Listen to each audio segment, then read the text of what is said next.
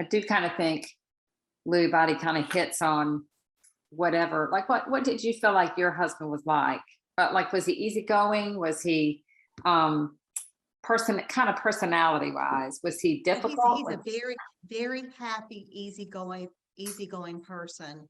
Yeah, And he was before and he still is. that's great. So I'm thankful for that. I have Yeah. not seen, we went through that one little spell back in October whenever I found you guys. Yeah. That was where our medications weren't right. That was a little bit scary. Mhm. I don't remember. I think I was journaling a whole lot then, so I think I've captured it, but I haven't read back.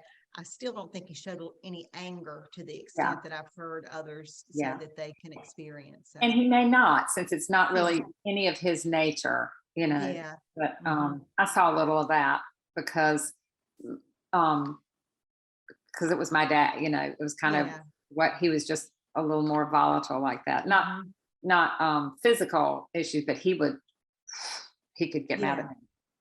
And I also think this will be good talking to you because you've got an issue that a lot of people have.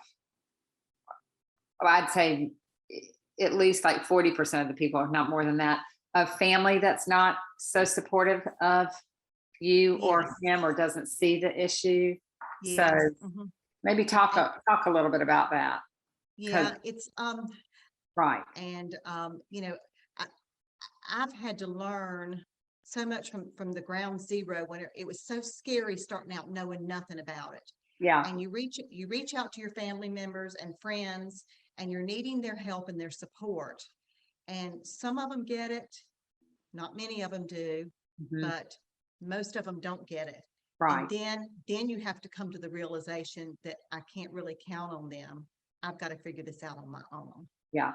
And when I came to that realization, my life got a whole lot easier because the pressure came off of me trying to rely on them and being frustrated that what I wasn't getting what I needed from them, and Yeah. realizing reaching out to other people like support groups Right. and to other people that can relate, Mhm. and getting the support I needed there.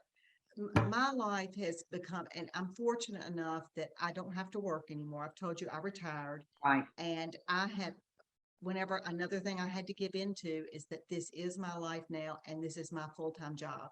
Mhm. And so I'm very careful about scheduling anything else in my life that will add levels of frustration. And I know everything I do is geared to what's going on in our household with him and his Lewy body. And we kind of keep a peace about the house. We don't have a lot of other going on that make life complicated. And Mhm. as long as we keep it that way, it seems to be pretty good. Yeah. Well, what do you get to do? Do you still go out with a girlfriend or anything to eat? No, Do you get, what kind of break do you get at I do. all? Or I do not.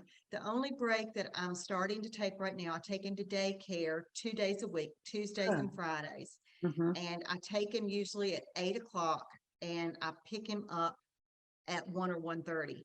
Well, I've been going to the daycare with him for the past 2 to 3 months because he was so unhappy going there that I Right. thought, well, if I go, and I didn't understand, they kept losing his hearing aids.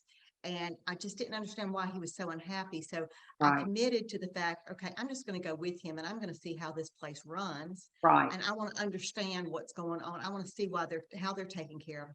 Well, after 3 weeks, I knew exactly why his hearing aids had been lost. Mhm. And I knew it was nothing that they had any control over. I came to another realization, a piece about how that's all got to work. Mhm. And they signed me up to be a volunteer. The daycare has been encouraging me to take time off. So I'm starting to take Tuesdays now as my Mhm. day. So I get from 8 o'clock to 1 o'clock basically on Tuesdays to do what I want to do. And I've had 2 Tuesdays in a row right now that I'm doing that kind of stuff. So, Good. and the first Tuesday I came home and just slept. Yeah. And then yesterday I came home, I clean up the house a little bit because when my house is clean, I always feel better. So, Yeah. and I enjoy cleaning. So that's a satisfying thing to me. So I'm just now, Uninterrupted. Yeah. yeah, I'm just now starting to do that. But, and Um, well, that's where I worry about you the most because and why a support group or something, somebody that understands, is important for you, because you're not, you're not really getting any, you're not getting any fun time at all. Maybe except when you go see your sister, but Well, we've started another thing. We have our breakfast club. And so on Mondays and Thursdays, and this group at breakfast, I think I told you about this, they meet at College Barbecue. yeah, And they do 7 days a week from Wow. 7 o'clock to 9 o'clock.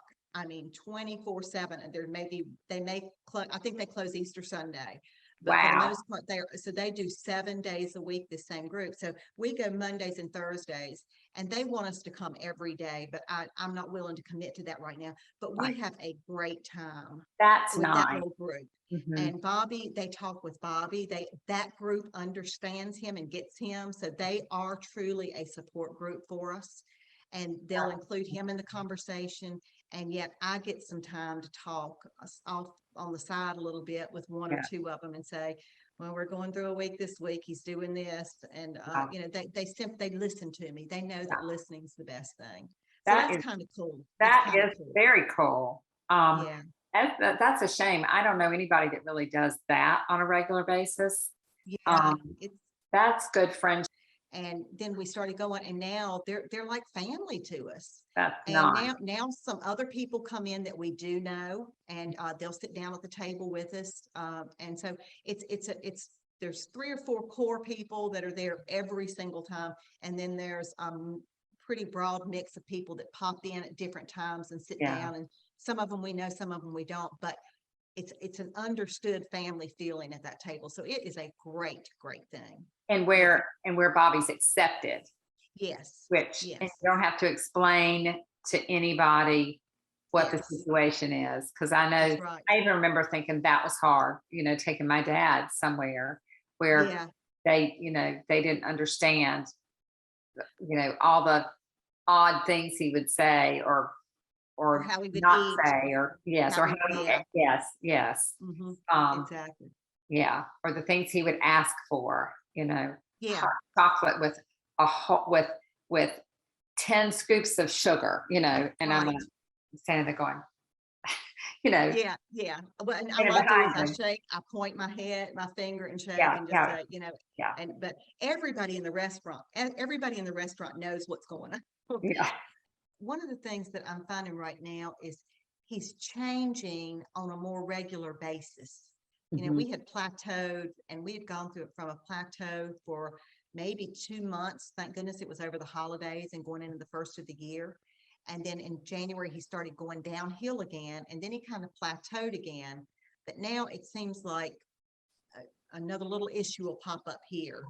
But that's just such a hard, I think, and I don't think your situation is unusual, a hard Lewy body thing, in that very different from Alzheimer's, in that redirecting some things Uh, are impossible. When they get something irrational on Yes. their brain, Mhm. and you just, no matter what you do, they can't be dissuaded from it. And That's it's exactly right. exhausting. And It's just, they're just so delusional in the things that they do hear, even hear things on the news or on TV, and then take them and twist them. exactly. Some of this stuff on Ukraine right now, Oh I'm my. having to be careful about. We basically turned the TV off, and I've said we can't watch any more of this when they're showing some of the horrific images there. And so, and I shouldn't have ever let him see that in the first place, but Well, I, but I'm trying to get him to watch that little world news, 30 minutes every night of world news. That's my one thing that I want to see what's going on I in the know, world. I know. And so, Yeah. but anyway, Well, um, and that's like caregiver guilt. Everybody has that, and it's completely irrational, but it's still there. you don't know that was another thing I was watching. I know I've told you about this, a charming abode that's on YouTube, and it's about a girl and her husband. Her husband is 45. His name's Jason, and Leslie's the girl whose website this is. Well, she's a decorator, and she decorated. She does all these YouTube videos on decorating her house for Christmas and Easter and doing all Mm. sorts of things around the house. but her husband at 45 has been diagnosed with Lewy body. So she does these off segments on her web page, and she's up to episode maybe 12 right now. What is that? It's a YouTube thing. Tell me about it. If you go to YouTube and Uh-huh. type in and do a search for Charming, CHARMING, Abode, ABODE. Mhm. And they started their journey last summer, and she started doing the videos, I think around October, and I think she started to group them in. So if you go on that link and you look it up and you scroll through all the episodes, you may find a folder that has all of the Lewy body Okay. stuff in there. But Jason, her husband, is on most of the videos with her, and she's asking him questions, and they're addressing a lot of these topics. That's But very interesting. It's And very, very, very much worth watching because she's handling it beautifully.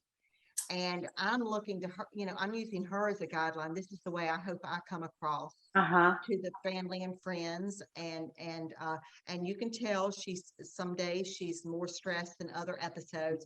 And I'm Right. watching her progress with it too. So, Yeah. but yeah, you'll find that very interesting. Oh, I will go look, and I'll well, Okay. thank you.